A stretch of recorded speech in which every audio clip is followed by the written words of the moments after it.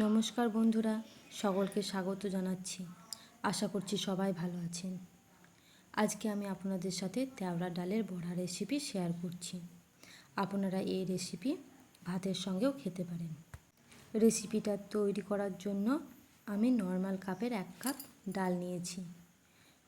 ডালটা ভালো করে ধুয়ে পরিষ্কার করে 2 ঘন্টার জন্য ভিজিয়ে রেখেছিলাম।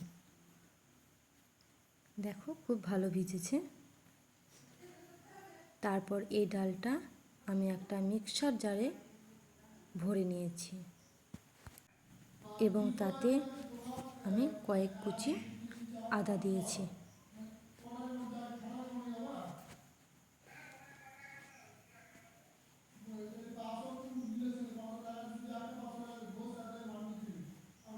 এখানে আমি একটা লঙ্কা দিয়েছি, আপনারা এখানে আপনাদের স্বাদ অনুযায়ী লঙ্কা দেবেন। এবং আমি একটু জল দিয়েছি।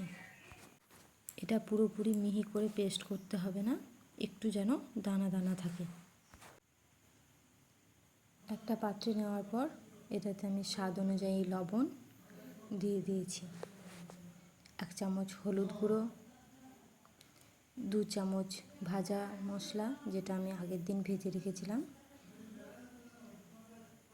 1 চামচ লঙ্কা গুঁড়ো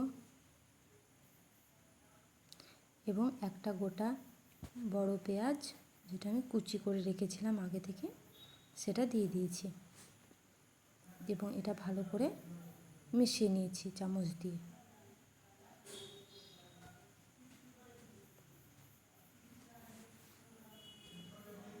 মেশানো হয়ে গেলে এটা আমি 5 মিনিটের জন্য রেস্টে রেখেছিলাম।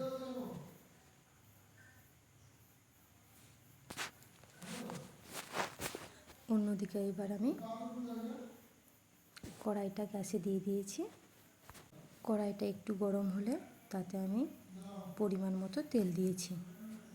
তেলটা গরম হয়ে এসেছে, তারপর আমি একে একে বড়াগুলো দিয়ে দিয়েছি।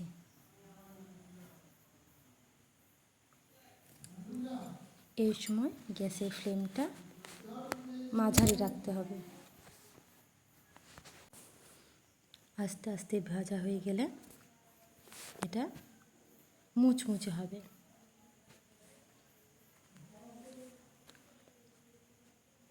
দেখো, ভালো করে ভাজা হয়ে গেছে। এটা এবার আমি একটা পাত্রে তুলে নেব।